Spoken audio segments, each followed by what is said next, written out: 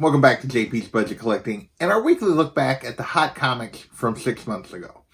This week we're looking back at the hot comics from October 9th, 2020, and I'm recording this a little earlier this week. Recording this on Wednesday, April 7th, 2021. As always, I give those dates just so we know when this information was most relevant. So if something happens between when I record this on Wednesday and when it actually releases on Saturday, you'll know why I'm off. And as always, we know we're doing this to try to understand what made these comics hot, what factors made them hit the list, and what factors have affected them since that made them maybe drop back or have maintained or continued to go up. As always, we're looking back at the Comic Tom Key Collector Hottest Trending Comics of the Week and the CBSI Hot Top 10. This week, between the two lists, we got 18 comics to talk about. So let's get into these books and see if we can learn anything. First up, we have Black #1. This is on the list for the second week in a row because it was optioned by Warner Brothers. And really the values here are the same as what we talked about last week. This was just one of those cases where it switched lists between the weeks. I don't remember now which way it went, but it did switch lists. So back then, $30 to $40 raw, 9.8 was going for around $100. Now it's still $20 to $30 raw. So, and I'll be back. Just, it's down a little bit, not crazy. But it's going to be a while before this becomes anything, if it does, in terms of an actual show or movie. So, next we have Black #1. This is the second print. This was going for $50 to $100 back then. Now it's hard to tell what it's really going for. There's only been 2 recent sales. Both of those were $60 to $70, but they included a regular #1, like a first print #1 with them. So probably $30 to $40. So this one is way down. Really no other copies have sold recently in the last few months. So yeah, this one's definitely way down. Not as much interest in the second print, even though it seems to be a little bit rare. Next, we have more option news. We actually had 5 option news books this week. And we have Lumberjanes #1. And this was based on reports that Lumberjanes was going to be an HBO Max show. That they were working on a show for this series. Back then, raw copies jumped up to 40 plus. And they're still going pretty strong in that $40 to $60 range. Recent 9.8 sale went for $300, although it's just one sale. So hard to judge exactly what a 9.8s are going for on. But otherwise, this has been pretty steady since this announcement, at least for raw copies, which is most of the sales, in that 40 plus, in this case, $40 to $60 range. So definitely a series that you might still be able to get in at this level. I know it's a popular series. We'll see what happens with the show, and if it comes anytime soon. Next, we have Baby Teeth #1, and this is another Donny Cates project that has been optioned. Back then, raw copies only jumped up to about $10. 9.8 only went to $60, which is a little surprising for a Cates product, as well as a option news that it only went that far. Result is, though, it's now a $5 to $10 book. 9.8s are $50 to $100. So this one has been, there's very few 9.8 sales, so that's why I listed as down, because the raw copies have dropped back, and that is most of the sales. But yeah, again, just an option holding pattern. Who knows when something might actually happen with this. Next, our last option news of the week, thankfully. The Strange Talent of Luther Strode. This was another project that was optioned. Jumped up to a $20 to $35 book raw. Interestingly enough, this one has continued to actually go up. I don't know if this is just a rare series. People have just got interested, but it's still going $30 to $60 for a raw copy. So this is actually up. Not sure what has managed to let this one maintain. I haven't heard anything new other than that it was optioned. So we'll see. Maybe this one's moving a little faster than typical and it's been able to maintain, or maybe people just really like this series. So with that, we're going to move into our covers. We have 4 covers this week.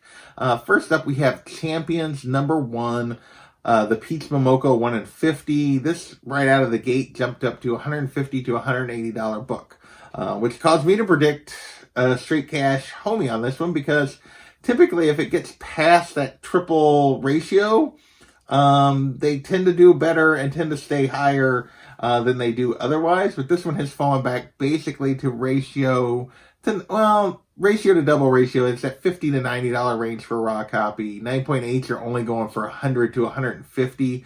So this turned into a bit of a trap. At least if you were paying $150 for a raw, like now you can get a 9.8 for $100 to $110. So, and interestingly enough, almost all the sales with this book recently have been 9.8s because it's going for so little. A lot of people got it slabbed apparently.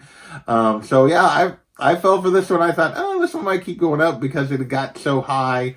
Kind of got past the barrier on my rule. If it doesn't get past triple, it's doubtful that it's going to continue to go up. This one did, but it still came back down.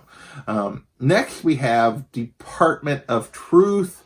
Number 1, the Peach Momoko foil variant, limited to 100. Now, there is a virgin version of this, which there's actually more of than this one with the label, or with the trade dress in foil. Back then, raw copies were hitting 400 plus.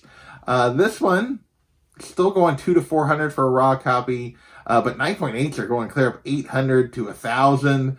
Initial buy-in on this was only $50, so this is, technically it's down a little bit from what raw copies were going back then, but boy, this is a Department of Truth is a really hot series. This has been a cover that has continued to go for big money, just not quite for a raw copy what it was back then, early on.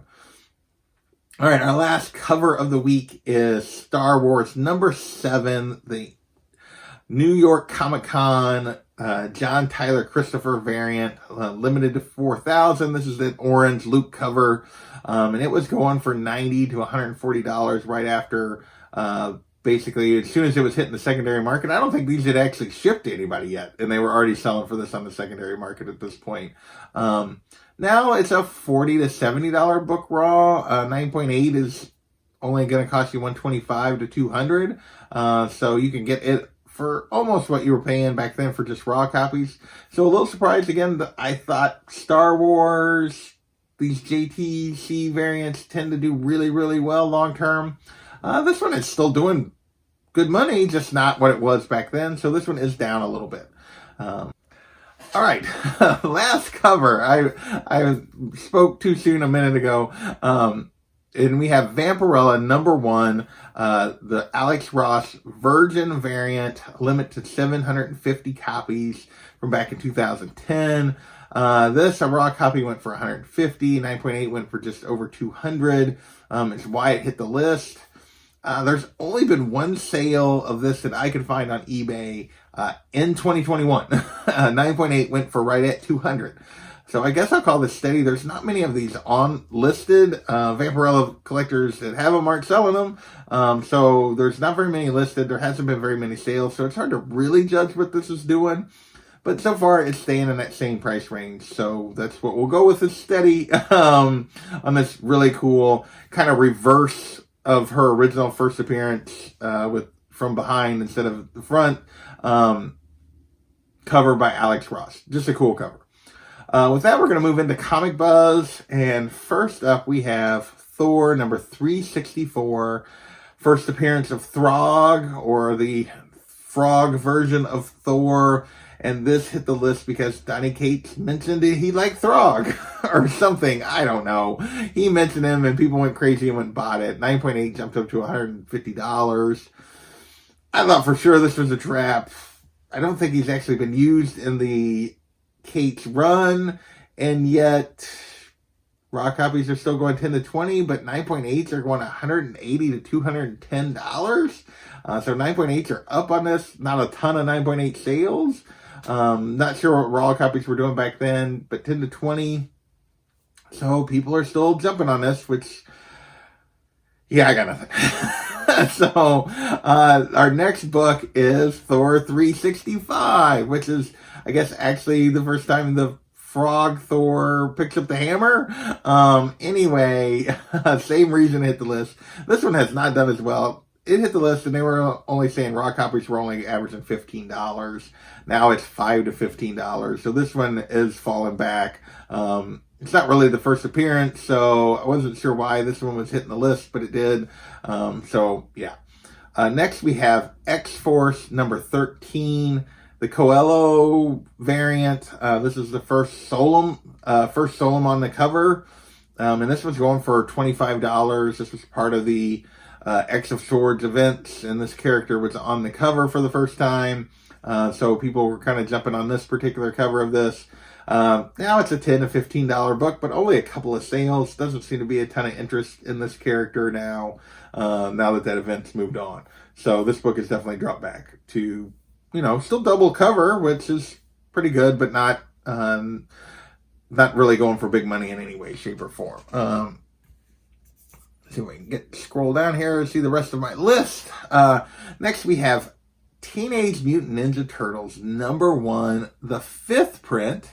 So as we know, we've talked about the first print, the second print, the third print, I think, have all hit this list at some point in the last several months that we've talked about them. I don't know if I've ever talked about the 4th print. Not sure about that. But the 5th print was hitting the list. Raw copies had jumped up and were going for $200. Now, mind you, this was actually printed like 4 to 5 years after the original release of the comic. But definitely people are getting to the point where this is the only one they can afford. So they're buying it because the first print and even the second and third prints have went way high in value. Now it's $100 to a $200 book. 9.4, which is the most recent slab sale. Not a lot of slab sales on this one. Went for $290. So this one's actually down a little bit for raw copies and that kind of stuff. But I have a feeling it's Turtles. Long term, it's probably going to just continue to creep up.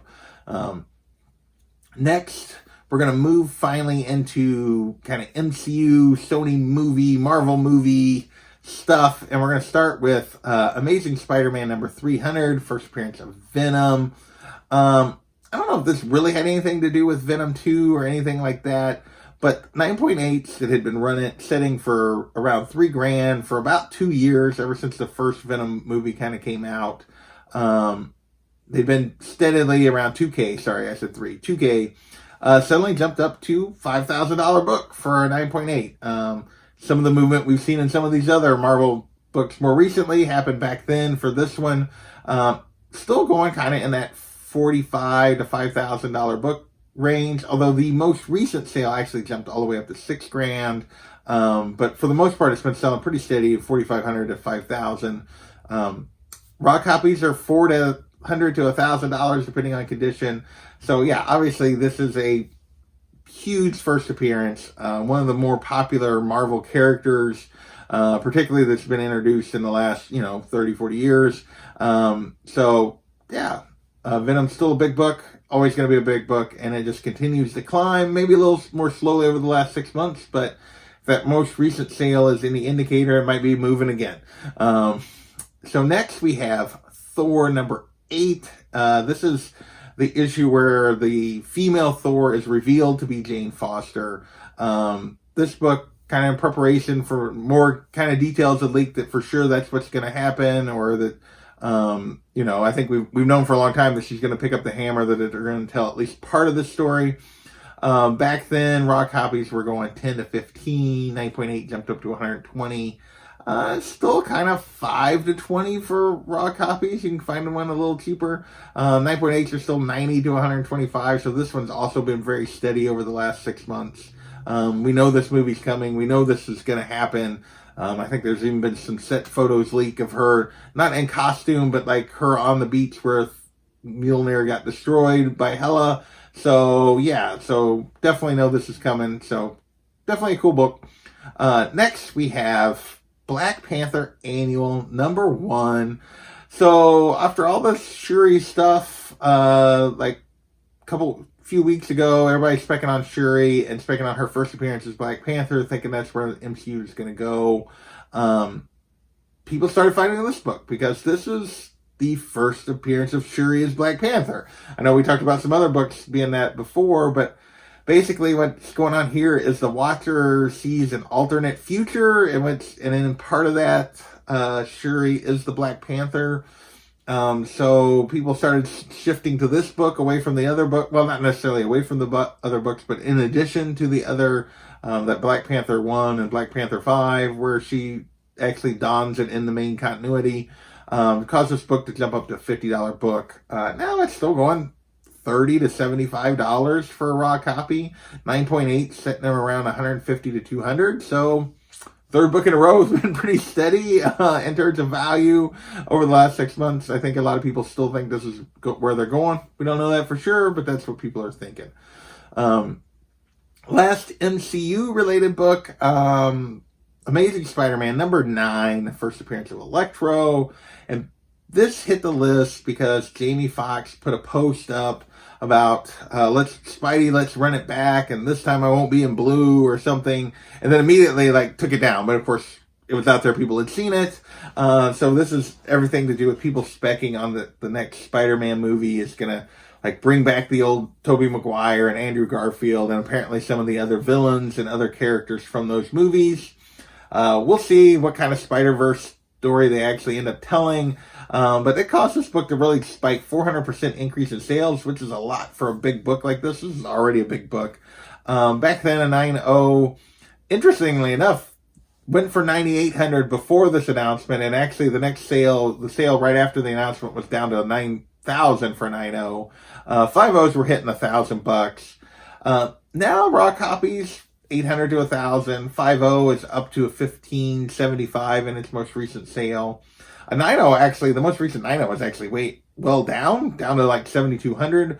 But there's been a ton of forward. I still call this up because almost all the mid-grade type stuff have climbed in value. So even though that higher grade one has come down some, the mid-grade stuff is moving up. So yeah, overall, we know long term this is a great book. It's a single digits Amazing Spider-Man. It's going to continue to go up in value.